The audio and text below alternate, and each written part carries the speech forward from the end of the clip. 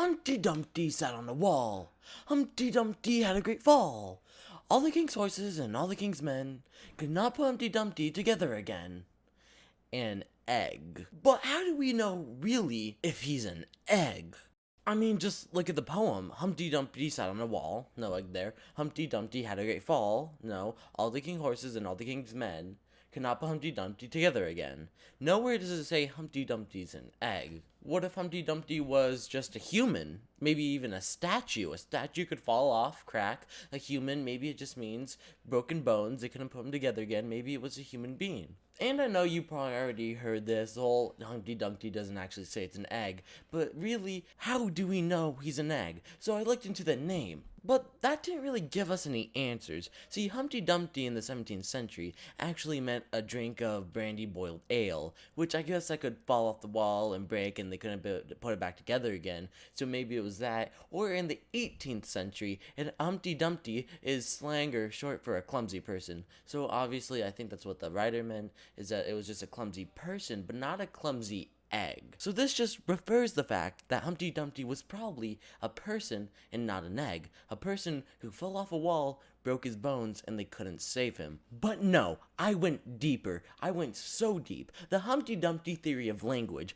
a 2-paragraph short story about a little girl named Alice who meets Humpty Dumpty. Not once I say, does Humpty Dumpty say he's an egg. Does the story say he's an egg? It does not say that Humpty Dumpty is an egg. But I wasn't going to stop here. No, I was going to find where it said that Humpty Dumpty was an egg. So I went to the fairy tale version, and I found something a little more interesting this time. So it states, Humpty Dumpty was a smooth, round little chap, with a winning smile and a great golden heart in his broad breast. Only one thing troubled Humpty, was that he might fall and crack his thin white skin. He wished to be hard all the way through, for he felt that his heart wobble as he walked or ran about, so off he went to the black hen for advice. But then, guys, I read the next line, and oh my, just listen to this, The hen said, in the fairy tale, guys, in this fairy tale, said, "Your father, old Humpty Dumpty," said the hen, "was very foolish and would take warning from no one. You know what the poet said of him. Humpty Dumpty sat on a wall. Humpty Dumpty had a great fall. All the king's horses and all the king's men cannot put Humpty Dumpty together again." Now, I know what you're thinking. Caterpie, aren't we talking about the OG Humpty Dumpty? Well, actually, this is the Boruto version of Humpty Dumpty, because this is his son. Gotta get some freaking MCU for Humpty Dumpty. I mean, even the person who wrote the poem, the OG poem, is part of this universe. As said, the poem actually exists. The poet exists in this universe, and the hen knows him. So this hen goes and tells him that basically his father was foolish and reckless, so he dropped dead off a wall. Now, guys, this still does not give us enough evidence to say 100% sure that Humpty Dumpty was round. So now, guys, we're in the cinematic Humpty Dumpty universe. So let me just explain the world building we have here. So basically, there's a wise old hen, which is basically what everyone goes to for advice. There's Humpty Dumpty, whose father just died kind of maybe years ago, and his wife, his mom, is still unknown, Humpty Dumpty's mom, and they apparently passed the name generations down. So this is Humpty Dumpty the second, and also, so now we have a farmer's wife and a farmer, and the farmer's wife cooks him. So now in this freaking universe, there are anthropomorphic eggs, we are presuming, that the wife goes and cooks so that he may be hard. So are there no vegetarians in this universe? Like, is it murder to eat a vegetable? I don't know, there are a lot of plot holes. So then one vital question comes up to really part of the answer of, is Humpty Dumpty an egg? So guys, when in the story, right, Humpty Dumpty is the only anthropomorphic thing in the universe. Like, so are eggs the only thing that can talk and listen to? And also, in the stories, Humpty Dumpty has arms and legs, which, what? They have, and shoes? So apparently they have human arms, human legs, and a shell body. So guys, here's what I'm thinking for, is Humpty Dumpty an egg?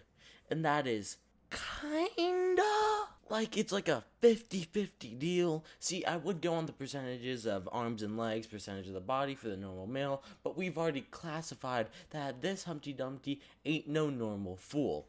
See, there are different types of interpretations of Humpty Dumpty, and there's not one standard size for his arms and legs compared to his shell-like body, so I'm just not able to tell. But guys, I will not stop looking until I find the answer to this question. And here is where she states, well, apparently it's all thanks to Lewis Carroll in his 1872 novel, Through the Looking Glass. Chapter 6 of the book is called Humpty Dumpty, and apparently it's here that Humpty Dumpty is first appeared as an egg. However, the egg only got larger and larger and more human. When she had come in within a few yards of it, she saw that it had eyes, a nose, and a mouth. But what did the original author think Humpty Dumpty was?